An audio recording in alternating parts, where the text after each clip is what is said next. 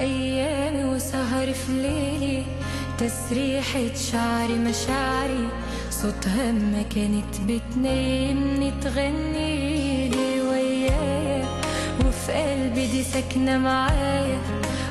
Vazifelerge sıkıdıldan yöndaşıp, yomg'irli ob-havo sharoitida yuksak kasb mahoratini namoyon etib, hissasini qo'shganligi uchun mukofotlansin. A'lo xizmatlari uchun ko'krak nishoni bilan katta serjant Rustamov Danyorbek Ulug'bek o'g'li. Tabriklaymiz.